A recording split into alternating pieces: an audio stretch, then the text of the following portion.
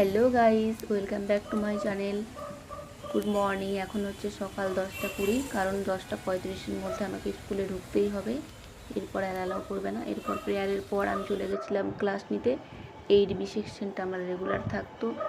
এবার দেখে নাও, দুটো খাতা দেখে কি ভাবছো? 8B আর C। কারণ স্টুডেন্ট কিছু কম আসলে বা টিচার কিছু কম থাকলে দুটো খাতায় আমাকে একসঙ্গে দিয়ে পাঠাতো। আর ওদের মনে হতো ওরা চাতক পাখি।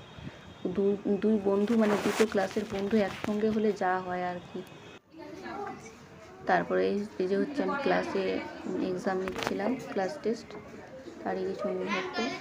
এরপরে হচ্ছে আমি টিফিনের একটু আগে, টিফিনের ঘন্টা পড়ার সময় স্টুডেন্ট আমার সঙ্গে টাইম কাটাতে হচ্ছে 5C। ভালো স্টুডেন্টরা। এরপরে হচ্ছে মিড ডে মিল দেখতে গেছিলাম।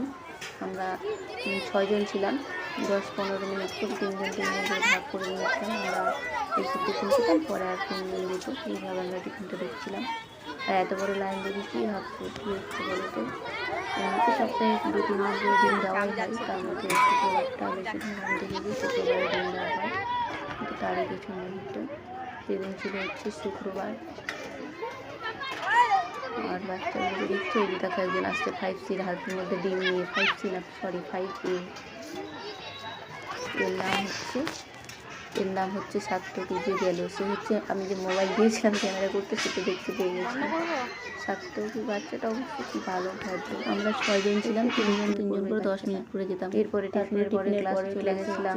রুটিন দিচ্ছিলাম। 5A এক্সাম সামনে, এক্সাম তো পাচ্ছি না গাইস। তোদের হচ্ছে এক্সামের রুটিন দিচ্ছিলাম, তাদেরকে হচ্ছে রুটিন দিচ্ছিলাম। সরি 5C, এদের হচ্ছে এক্সামের রুটিন ছিল। আর এরপরে হচ্ছে আমি টিম লিডার বা মনিটরের দায়িত্ব পালন করতাম। এটা প্রতিদিন 4:30টায় ছুটির সময় আমি হেড স্যারের কাছ থেকে খাতা সিগনেচার করে আসতাম। এতে সিগনেচার করার জন্য আমার টাইম ছুটির 15 মিনিট এক্সট্রা লাগতো। কোনোদিন 15টা, সিগনেচার করতে আমার কাছে 4:50 বেজে যেত। আর এখন তো স্কুল ছুটি হয়ে গেছে। Bye bye school, bye bye school.